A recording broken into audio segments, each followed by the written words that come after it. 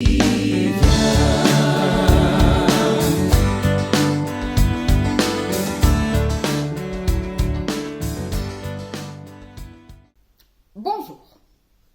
Alors vous avez peut-être eu l'occasion de le remarquer, depuis la reprise de ces messages vidéo il y a 2-3 semaines, j'ai choisi d'aborder le thème de la vie à travers différentes questions et j'ai envie de continuer sur cette lancée-là. On a commencé avec la question de la vie comme prise de risque, puis on a continué la semaine dernière sur la question de la valeur de la vie. J'ai envie de lire avec vous un passage biblique qui est plutôt méconnu, il y a de fortes chances que vous ne le connaissiez pas en tout cas, qui se trouve dans la première épître de Jean. La première épître de Jean, c'est une de ces épîtres qui est dans la suite logique, dans la pensée, dans la théologie de l'évangile de Jean, parce que c'est la même école qui écrit ces épîtres. Et du coup, il y a, dans ce que vous allez entendre, des résonances avec ce que vous pouvez connaître de l'évangile de Jean. Vraiment des familiarités.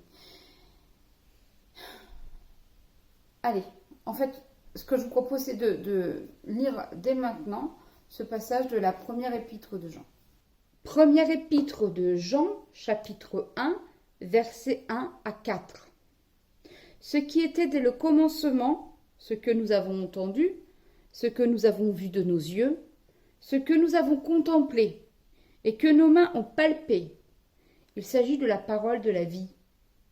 Car la vie s'est manifestée, nous avons vu, nous rendons témoignage et nous vous annonçons la vie éternelle qui était auprès du Père et qui s'est manifestée à nous.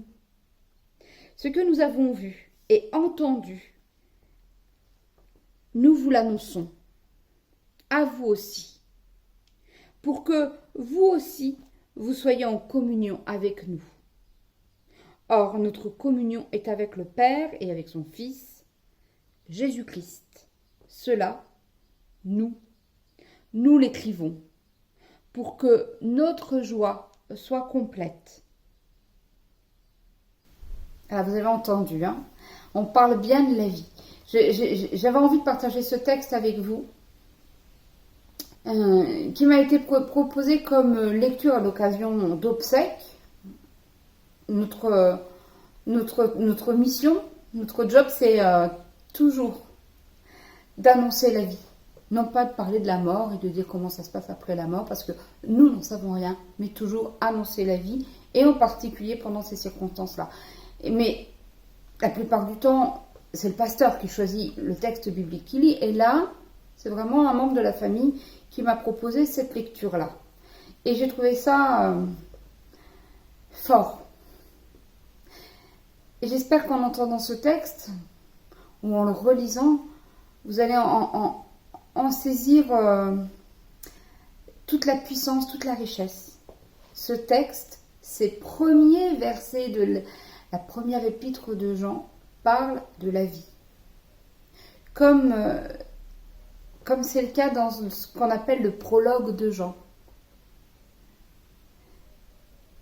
Et comme le prologue de Jean, ces 4 premiers versets de l'épître donnent la tonalité de ce qui va suivre. Voilà, on met tout de suite le doigt sur l'essentiel. L'essentiel, c'est bien cette vie que Dieu donne. Cette vie qui se donne à travers la parole de la vie.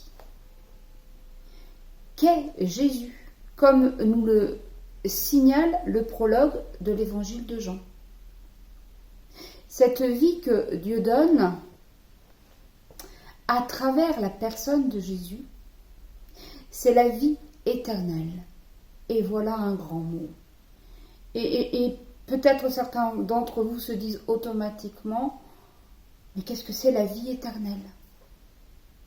Bien, comme nous l'entendons dans l'évangile selon Jean, notamment à travers la rencontre de Jésus avec la Samaritaine, au puits de Jacob, cette vie éternelle, c'est comme une eau qui ne tarit jamais. Et Et comme c'est le cas pour la Samaritaine, nous pouvons vivre cette rencontre avec Jésus à partir de laquelle nous savons que c'est vrai. Il y a pour nous, avec le Seigneur, une vie qui ne tarit jamais. C'est vraiment quelque chose d'essentiel dans la foi chrétienne. Ceux qui parlent là, au début de l'épître, de la première épître de Jean, disent « nous avons vu, nous avons entendu, nous avons touché ». Ils ont expérimenté à travers leur sens. Nous, les protestants, nous sommes très attachés à la dimension de la connaissance, de l'intellectualisation. Et c'est juste. Et c'est fidèle à d'autres passages de la Bible qui insistent sur cela. Mais avec ce texte-là, nous entendons que nous pouvons percevoir ce que Jésus et quelle vie nous est donnée à travers les sens, par la vue, par l'ouïe, par le toucher. Et ce qu'ils disent là, c'est que tout ce qu'ils ont vu, tout ce qu'ils ont entendu, tout ce qu'ils ont senti, ils ont à en rendre témoignage, mais aussi à le proclamer. Il ne s'agit pas simplement de partager une expérience, mais de partager aussi un savoir. Et il s'agit bien de le partager. C'est dans le partage, c'est dans ce que l'on peut partager qu'il y a communion. Et ce qu'il y a à partager, c'est pour eux comme pour nous ce que l'on sait à la fois du Père et du Fils, de Dieu et de Jésus-Christ. Oui. Sans cela, sans cette possibilité de partager, sans cette possibilité d'être en communion grâce au Père et au Fils, d'être en communion entre nous avec d'autres grâce au Père et au Fils, notre joie ne serait pas complète. Alors, une fois qu'on a dit tout ça, alors, certes, on a parlé de la vie, mais quel rapport, franchement, avec la vie de tous les jours, avec ma vie de tous les jours. Je vais vous donner ma réponse à moi. Le rapport avec ma vie de tous les jours, c'est que je suis fortifiée par cette bonne nouvelle de la vie éternelle qui est donnée par Dieu à travers la personne de Jésus-Christ. Et que ainsi, je peux entreprendre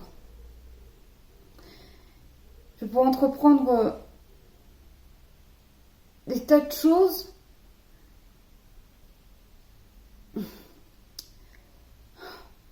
ainsi, je peux entreprendre.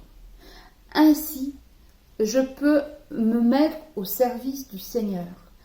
Ainsi, je peux être pleinement dans la vie, sans avoir peur d'y perdre des plumes, sans avoir peur de m'y brûler les ailes. Et je peux mener des combats, car oui, dans la vie de tous les jours, il y a pour beaucoup d'entre nous des combats à mener. Je peux mener des combats que je ne pourrais pas mener sans cette force qui me vient de la certitude que dans la rencontre avec le Seigneur, je suis entrée dans la vie éternelle. La vie éternelle, ce n'est pas la mort. Ce n'est pas ce qui se passe après la mort. Mais c'est dès la rencontre avec le Seigneur. Et c'est ce qui peut nourrir tout ce que nous avons à vivre sur cette terre, parmi les nôtres et parmi nos semblables et parmi nos frères. Amen.